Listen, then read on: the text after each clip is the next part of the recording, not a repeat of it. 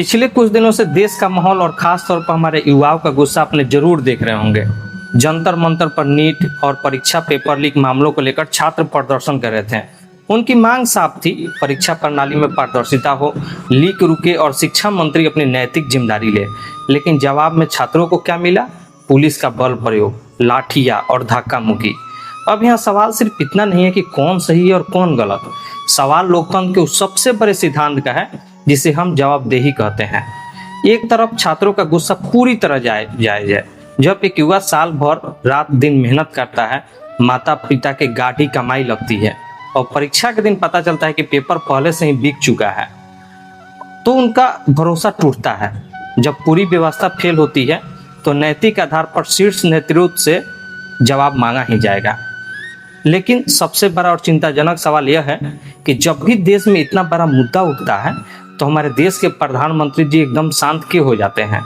2014 में जब से नरेंद्र मोदी जी भारत के प्रधानमंत्री बने हैं, तब से लेकर आज तक उन्होंने एक भी सोलो अनस्क्रिप्टेड प्रेस कॉन्फ्रेंस नहीं की है। देश में चाहे कितना भी बड़ा मुद्दा उठ गया हो, चाहे वो युवाओं के भविष्य से जुड़ा पेपर लीक हो, किसानों का आंदोलन हो या फिर कोई अन्य राष्ट्रीय संकट, उन्होंने कभी भी मीडिया के सामने सीधे आकर पत्रकारों के तीखे और अनस्क्रिप्टेड सवालों का सामना नहीं किया। इतिहास गवाह है कि लोकतंत्र में सबसे बड़ा माध्यम होता है संवाद। अटल बिहारी वाजपेयी जी से लेकर डॉक्टर मनमोहन सिंह तक, चाहे तीखे हो या कठिन परिस्थिति, नेताओं ने प्रेस कॉन्फ्रेंस करके जनता और मीडिया के सामने जवाब दिए हैं। क्योंकि लोकतंत्र में सवाल पूछना जनता का हक है और जवाब देना सत्ता का फर्ज।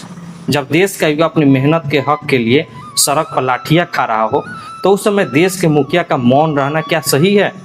अब यह सवाल मैं आप दर्शकों पर छोड़ता हूं। क्या भारत के प्रधानमंत्री का इतने बड़े बड़े मुद्दों पर मीडिया के तीखे सवालों से दूर रहना और चुप्पी साधे रखना सही है? क्या एक लोकतांत्रिक देश के प्रधानमंत्री को मीडिया के सामने आकर सीधे जवाब नहीं देना चाहिए? अपना राय कमेंट बॉक्स में बेबाकी से जरूर लिखिए। धन्यवाद।